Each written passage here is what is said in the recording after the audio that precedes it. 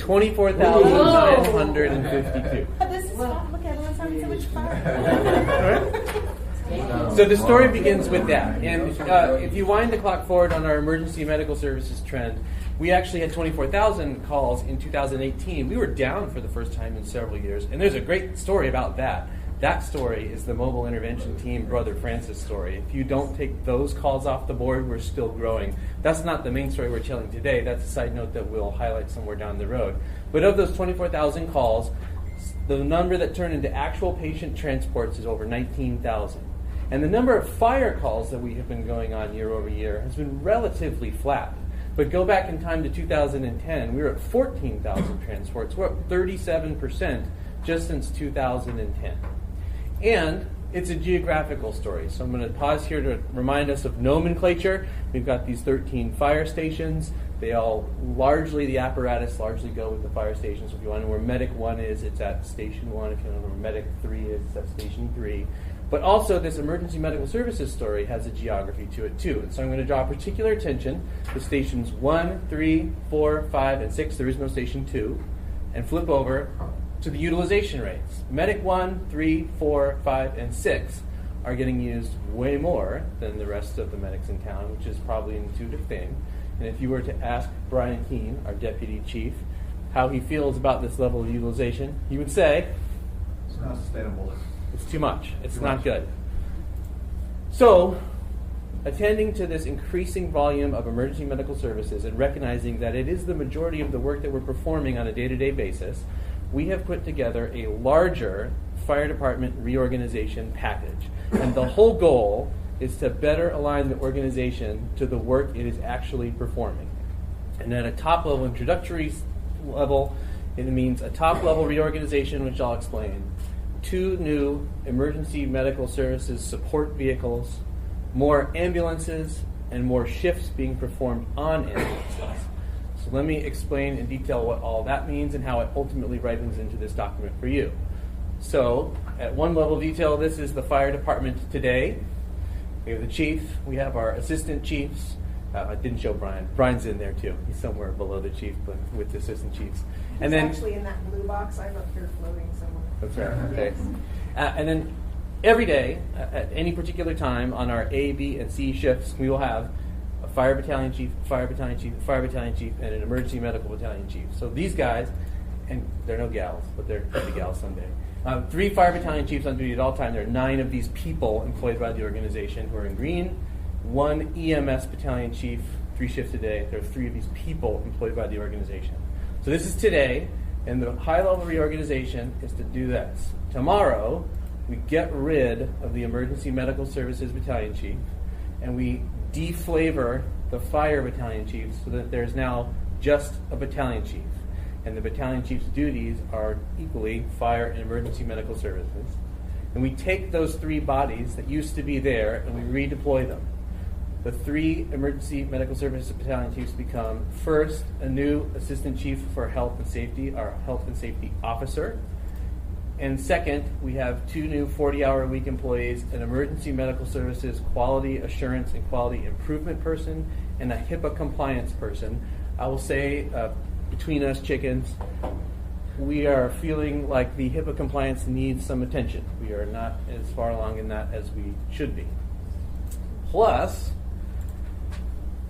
with that reorganization in place, we would have 2 new emergency support vehicles to be staffed by firefighter paramedics or advanced rank paramedics who are also running around all day, performing a lot of the work that the EMS battalion chief used to be doing, although now there are 2 of them rather than 1.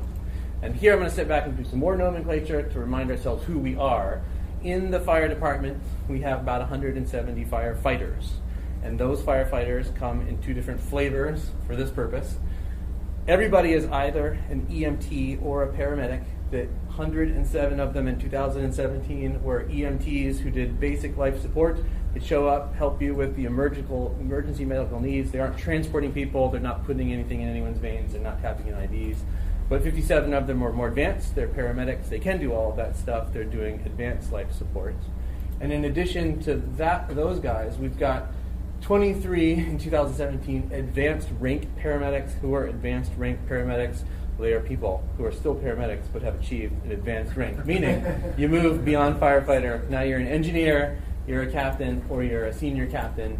We have 14 of the engineers who are still paramedics, 5 captains, and 4 senior captains.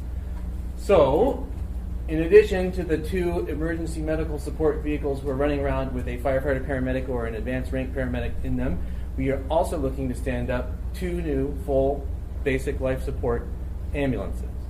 So how do we actually do all of this? That's where the first part of the plan, reorging, taking the battalion chiefs and just reflavoring those, we could do that on our own. But we wouldn't do that unless we could get away with the additional support vehicles. And now that's where you're going to start to hear the administrative agreement story. So we'll start with the easiest one, the emergency response vehicle.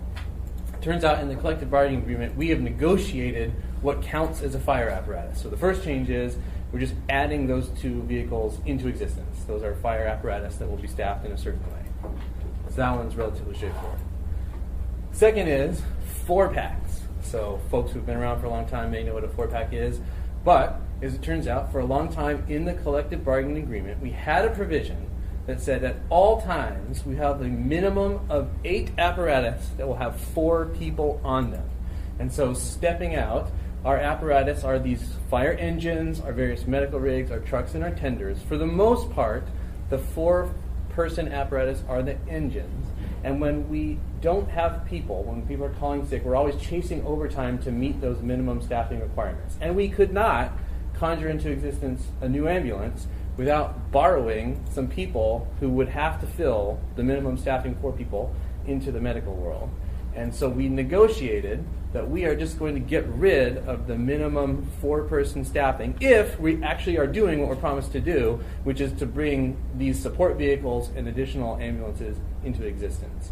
So we're going to take the organization and move it a little bit further towards the work that it is mostly performing. Mr. Weddington. So now you're proposing to do this. I thought we had like an interim time where we got away from the 4-pack and you're saying make it permanent. There, through the chair, let me see if I can get this right. There was a time where we temporarily suspended 4-packs, but I think that time has now elapsed.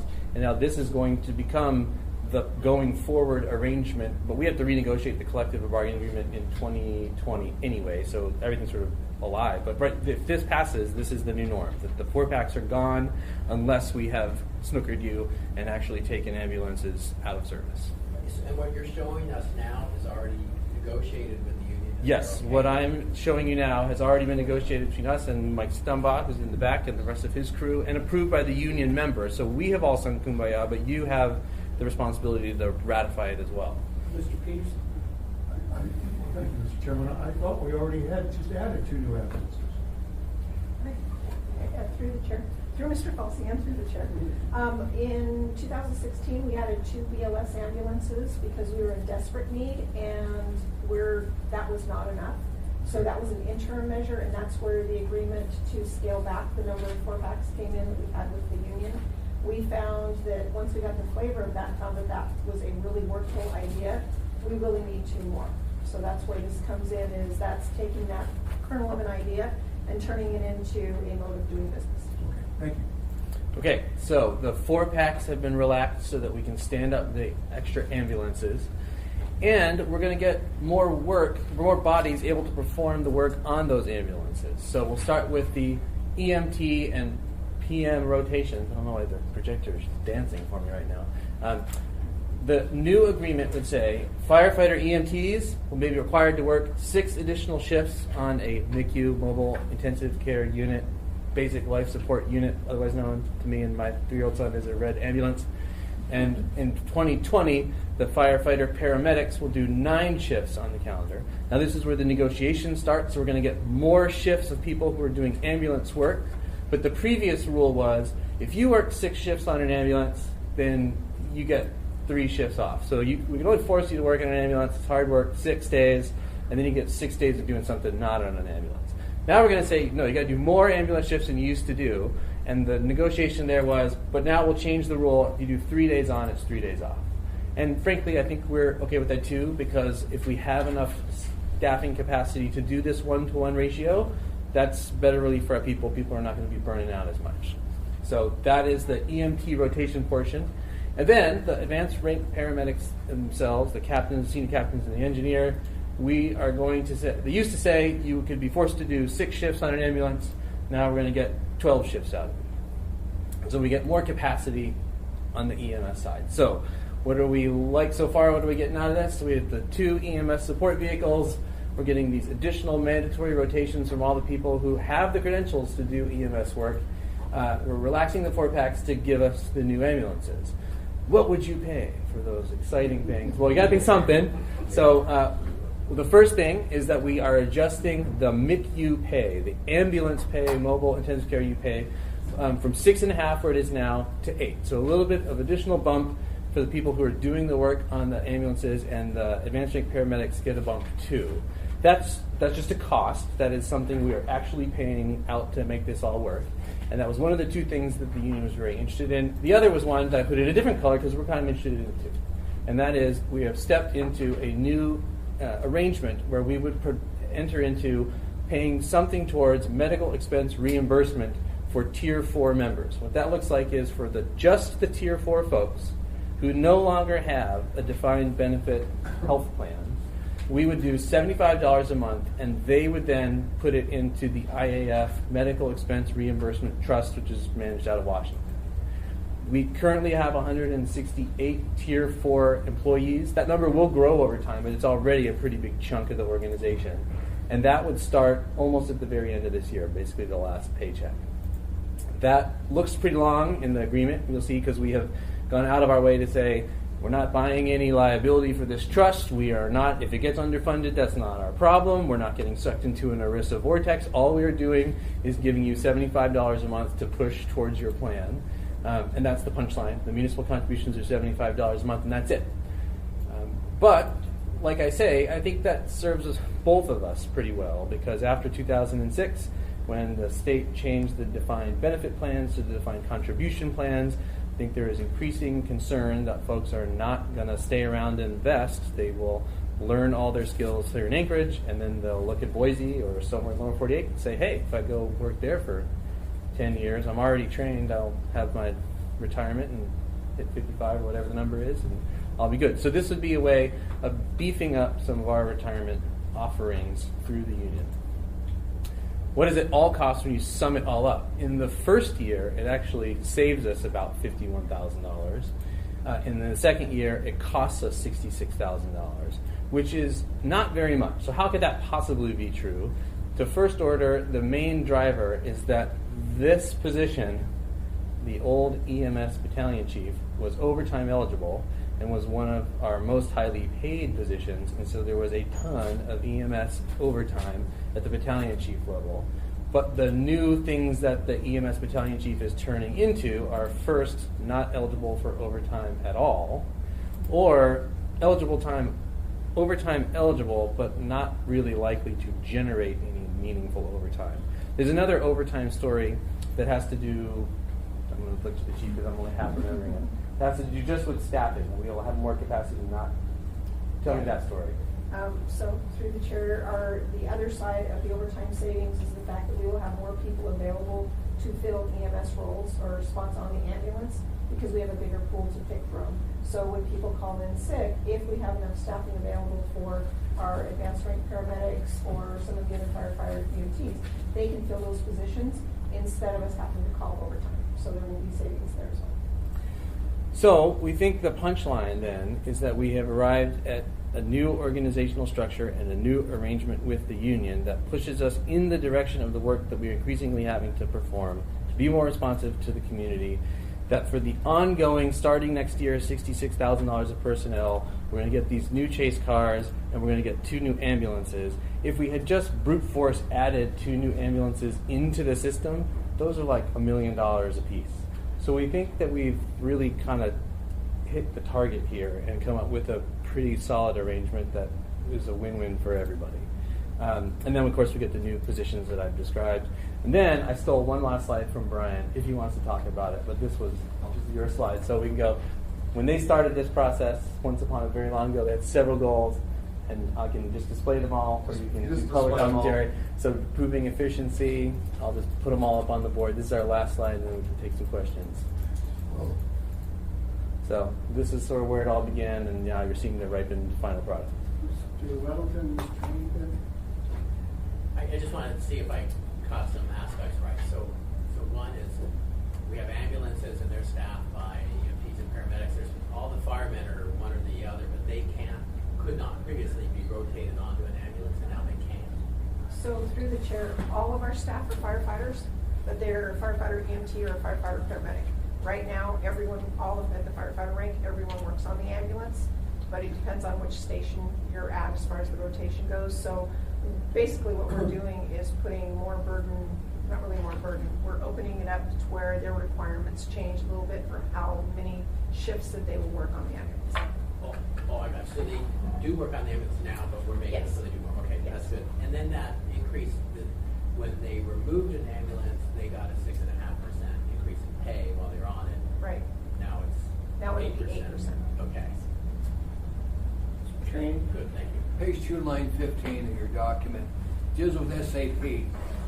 They put off the penalty till I think July 31st, 2019 for us to correct it. Can we get SAP to correct it by that date? Through the chair, certainly that is the aim. So you're looking at the errors in pay language that July Yeah, I'm on the 31st, back of- 2019. The back of the mayor's thing to us. If you Yes, look I on did line not highlight that 15. because I think it is ministerial and I hope it's not a big deal. But what it is when we do these changes in the ambulance pay and we create new shifts and whatnot, there is some SAP reconfiguration.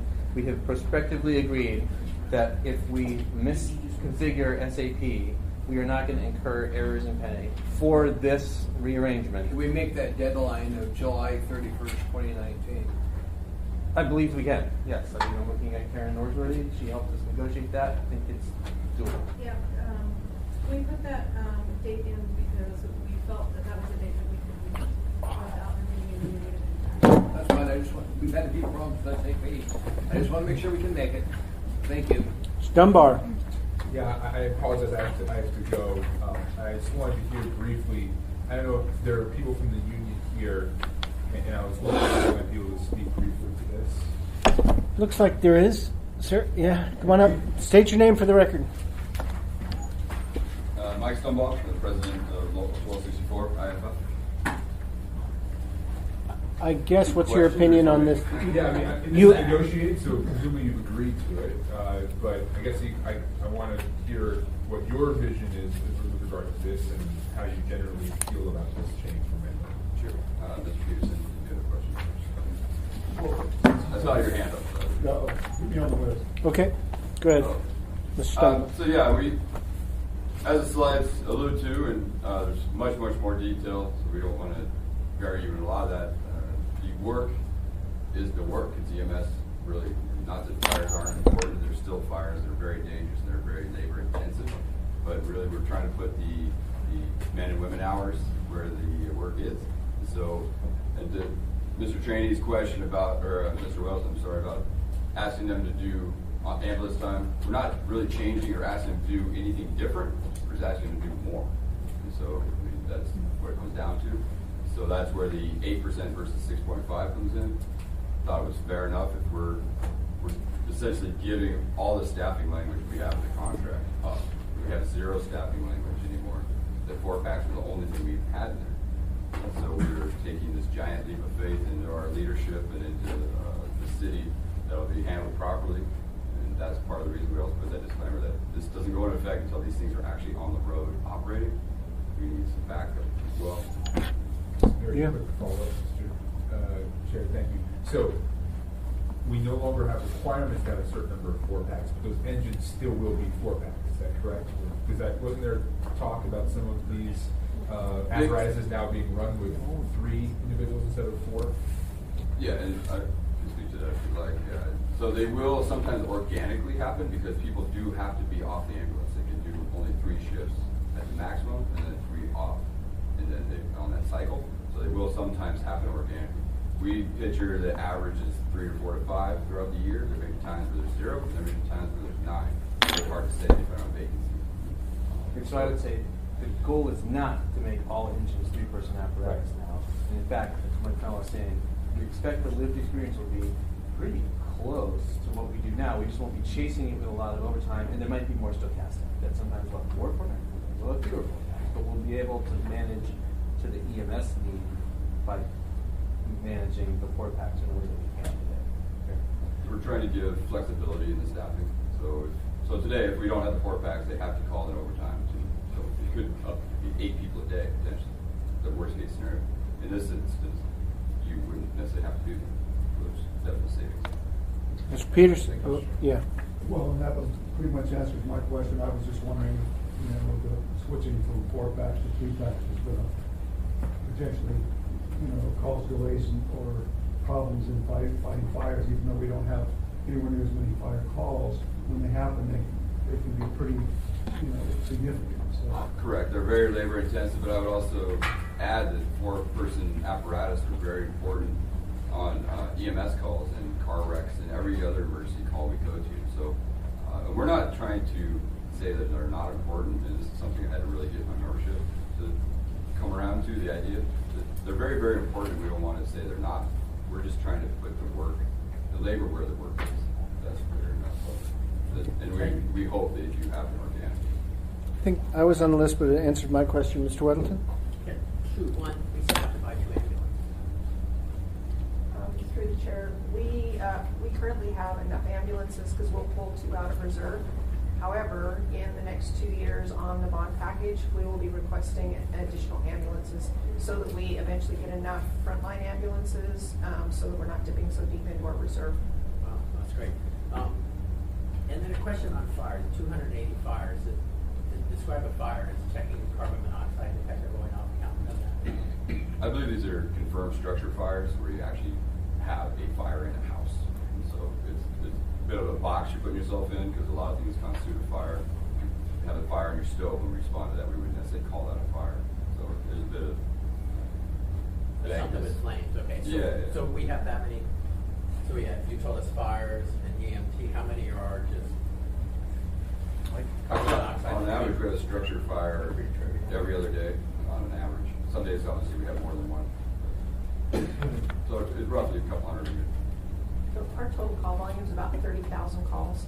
So about 24,000 are EMS calls. The other portion of that are other, and then we've got about the 700 to 800 that are actual some type of fire call. So special rescues, community service, public service stuff, cat in the tree, people locked out of the vehicle, a big long line of things that we do that are not specifically fire related. Thank you. Further questions? Yeah, Mr. Dice?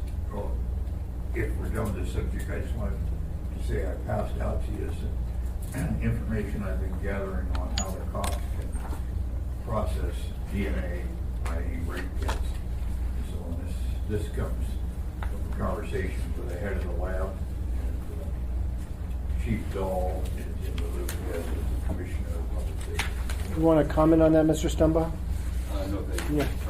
Okay. Okay. Can I have one more comment? Yeah, sure. Oh, I'm sorry. That's right. That's right. I would like to just reinforce the concept that the taxpayers and the citizens that we all work for are getting 2 ambulances and a better structure of their emergency services for essentially a rounding error in the budget. I mean, in a lot of ways, $50,000, as you know, when you work for yourself is not a lot of money. And I think everybody would take that deal every day of the week, twice on Sunday if they could. I encourage you. On this issue? Yeah, Ms. Quinn Davidson. Ms. Quinn. Well, Mr. Stumbaugh kind of beat me to it, but I just wanted to say thank you for taking the time to figure this out and making a system that works for the taxpayers. It's awesome that we're all happy with. So thank you for putting that time in that it takes to evaluate what's going on. You're welcome. This has been about a 2-year project to get there because, as you're probably aware, we have lots of moving parts to our organization, and we want to make sure that all of our members understand why we're doing this, because it is really important that they are on board, and then making sure that the administration understands. The union has been, we have been together through this whole thing, coming up with a viable plan that everyone would accept, and at the bottom of at the end of the day, it is really efficient and gets us way more services for very little money. So it's great. Yeah, what Ms. Quinn Davidson said, and then also after you're doing all that hard work, taking the time to present it, because I think it would have been really confusing at the meeting, and we would hit a lot of snags without having it sort of done through. Mr. Peterson? Just a comment. Thank you, Mr. Chairman. And, looking at the graph you showed about the increase in ambulance calls, and I expect that trend will probably continue as our population average age continues to get higher. And so we may also be reviewing the number of ambulances again with accumulators, I would imagine, possibly. Yeah, through the chair, that's our expectation. Now, some of the things, we are taking measures to try to deal with that, and that's the mobile intervention team and the core team, and addressing our high utilizers and trying to get those numbers down. That has been remarkably successful, but that will only go so far. We will, aging population, population under stress, we have earthquakes, those kind of things. They will drive, as long as our population, unless there's some significant change that our population reduces, we expect these numbers to go up. High utilizers kind of has a double meaning, doesn't it? It can. Yeah. Yes, it can. Further questions? Quick question. Yeah. Oh, Mr. thank you, LaFrance, Mr. yeah. Chair. Just a quick sidebar question. Did I hear correctly that the HIPAA compliance requires a dedicated headcount? And if so, why? Or was that on your... Through the chair, yes. One of the new positions is an EMS HIPAA compliance officer. And now I've exceeded the limits of my knowledge. And I'm turning it over to the mark. It is not just HIPAA compliance. There are other, we are responsible for quite a few federal regulations and statutes when it comes to the delivery of EMS. HIPAA is part of it, so we have to make sure that we are treating all of our patient information correctly. Mm-hmm. The other issue is our narcotic controls. Mm-hmm. We have to follow is it ATF? Yes. Yeah, ATF. We have to follow, they basically can come in and monitor how we're managing all of our controlled substances. So right now, we have an assistant chief who's responsible for the complete administration of our EMS program. It means that's collecting all the stats, that's determining, investigating new methods, new medications that we're using, plus making sure that we're HIPAA compliant, that we're managing our controlled substances effectively, that we're managing our EMS inventory effectively. He's also responsible to make sure that we are billing for Medicaid and other insurances correctly. That's a lot for one person. And we're fortunate that Assistant Chief Schuneman is phenomenal and does a really good job. We're at the point now where eventually something's going to break. And we could be doing much better. We just went through a recent audit with CMS, which is our Medicaid oversight, and they caught some things that if we had somebody looking at it, probably would have caught it beforehand and wouldn't have been an issue. Thanks, Chief. Further questions on this proposed agreement? We'll be voting on it Tuesday, yeah? Yes. John. Oh, Mr. Weddington, sorry. Not related, but we heard in the budget thing that we may lose $9 million a year. Is that straight out of AMD or? Through the chair, that's not all the $9 million. There's about $3 million that we were budgeting for what was originally called GEMT and now is called EMTS, but it is we get Medicaid reimbursement for some of our ambulance transports. At the federal level, they have agreed to pay more for those ambulance transports. In order to rain that free federal money down on us, we have to get the state to adopt a plan amendment to the state Medicaid plan. In order for the state to adopt a plan amendment to the state Medicaid plan, they need some data, which we, through the associations of fire chiefs, are bringing to them. But it is looking increasingly just like that process is not going to wrap up in 19, and so that revenue won't hit us in 20, or in 19 it may hit us in 20. I think we still think we have a good working relationship with the state. I know that Medicaid is a target in the current budget, but this doesn't require any kind of match. This is a free. So we're hoping that our old friend Ian Bosky and other people, we can call and say, treat this one differently because this is just gravy. That wraps back to Assemblymember LaFrance's earlier question. One of the reasons for the compliance officer is to ensure that we would be right by the Medicaid regime so that we could receive these enhancements.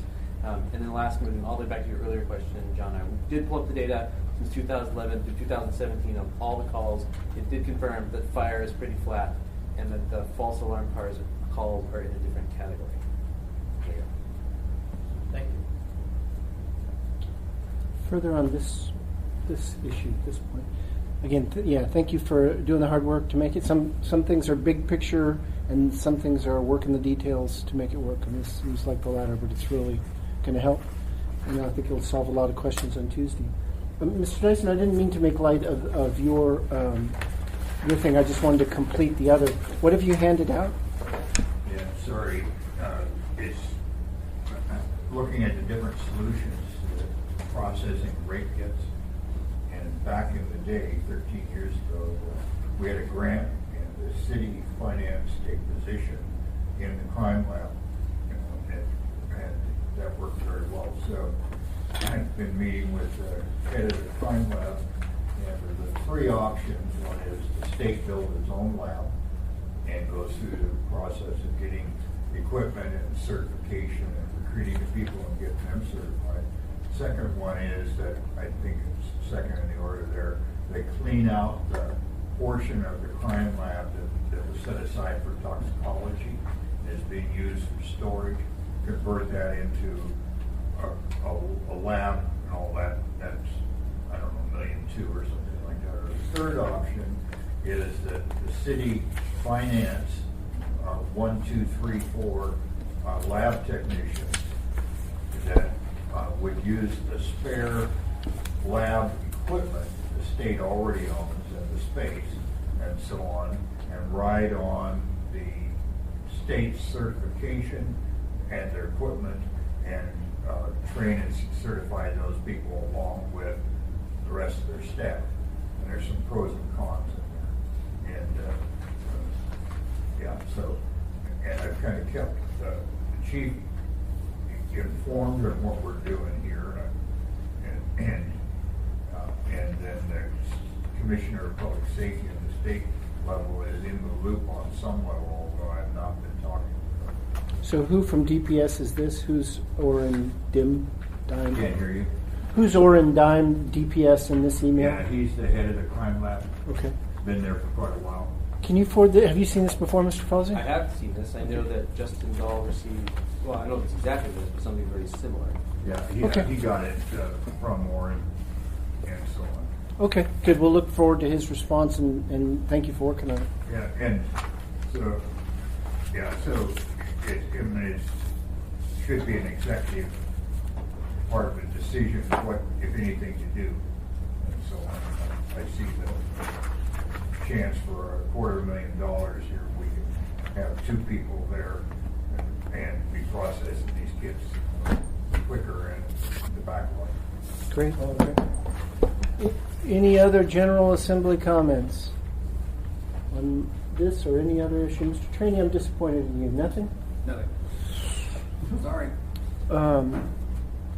I have said in the past that while work sessions do not require by any federal, state, or municipal ordinance public comment, when we have time,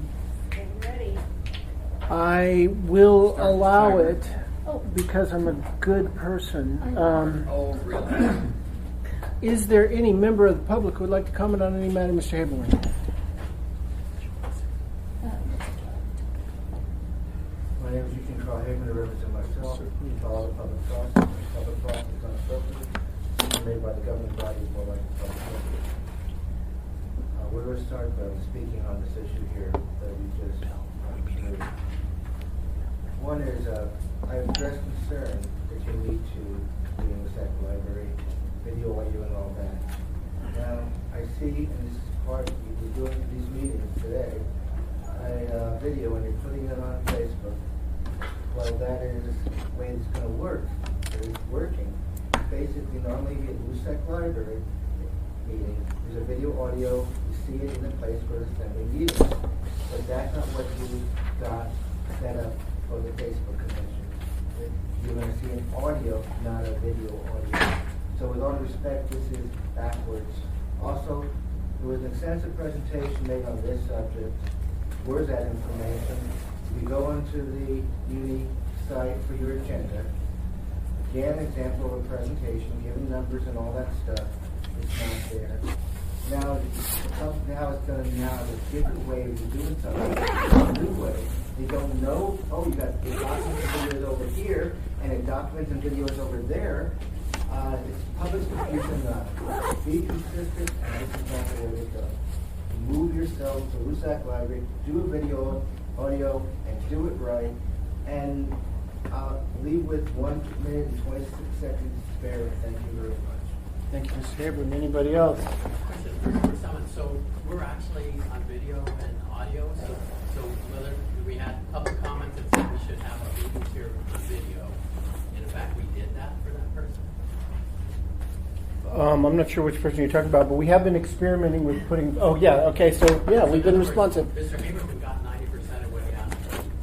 Yeah, it doesn't seem satisfied, does he? But yeah.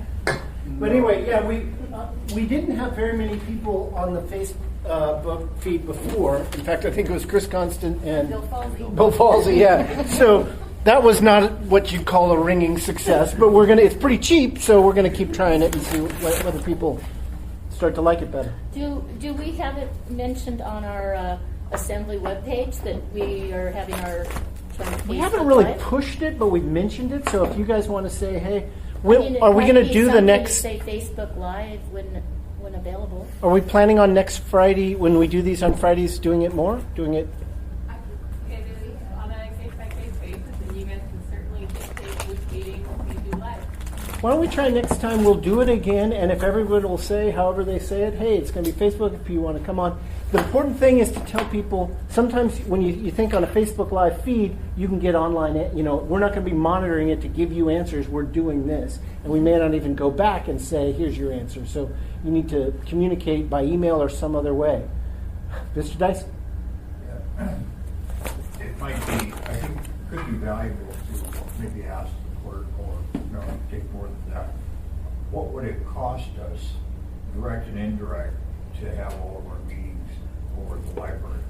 And that's not only, I don't think we're paying rent, but it also means, and but part of the indirect cost there is going to be city employees coming from somewhere else and lost time, their transportation time, and so on. So, I mean, it's a very valid point Eugene makes, but what's it going to cost us and the benefit from it? And I'd like to be able to start and kind of get at what that delta would be in the cost. Okay, makes sense, Mr. Training? We looked at that when Begich was mayor, and the cost determination was that it would not be effective for us because you have so many city employees who have to go to LUSAC Library, the lost time of your job here. When that did sit in pencil out, so we dropped that idea. But it doesn't mean you can't look at it again. Might be the same result, but we'll look at it or ask somebody to look at it. Eugene, do you go up to Matt Sue and testify up there in front of their assembly? Permission to chair to respond. You don't Yeah, need yeah, permission. yeah, You sure. go up there?